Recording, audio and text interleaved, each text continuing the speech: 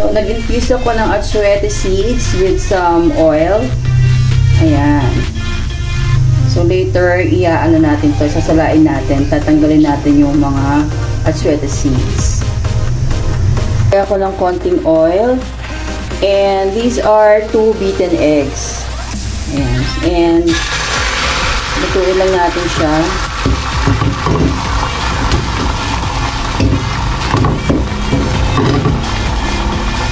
So, ito yung ating atsuete oil. Okay? So, salaan natin siya.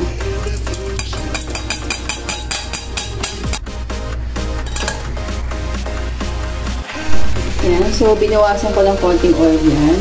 And then, maglalagay ako ng konting butter. Okay? So, maglalagay tayo ng butter.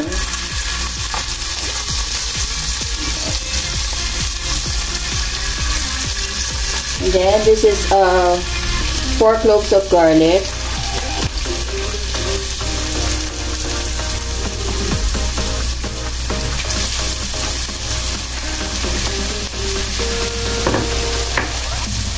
Then, maglagay tayo ng konting garlic powder. Okay, para ma-enhance yung garlic flavor. So, mga around 1 teaspoon lang. And then, lagay na natin yung ating onion. So, 1 white onions to.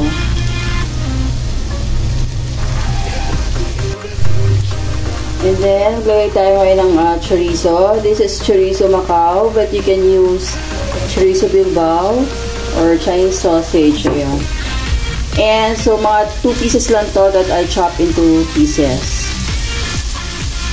So, i-fry natin siya para ma-release yung oil niya. Nandun yung flavor eh. I love chorizo or Chinese sausage pagdating sa fried rice. So, flavorful. O 2 pieces of chicken hotdog. So, kahit anong klaseng hotdog na gusto nyo. Okay, so, pare-pareho yung hiwa natin.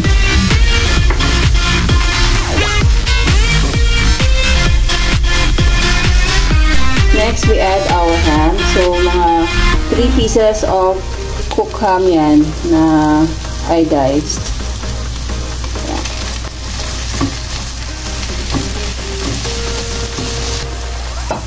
Now, we're ready to add our rice. Ayan. So, mga around 3 cups of rice to. Ayan. So, mix lang natin mabuti.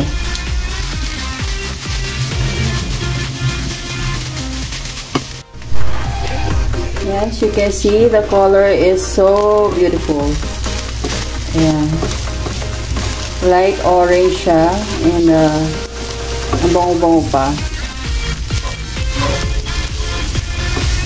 Our eggs, ito yung ating omelette kanina, 2 pieces. So, we'll mix this again. Ayan, kompleto na. Good for the whole family, good for sharing. Ayan, tipid. Basta pag fried rice, tipid talaga. And then, since di tayo naglagay ng salt, maglalagay na lang ako ng seasoning granules. Okay? So, seasoning granules yung ilalagay ko. Mix lang natin ulit.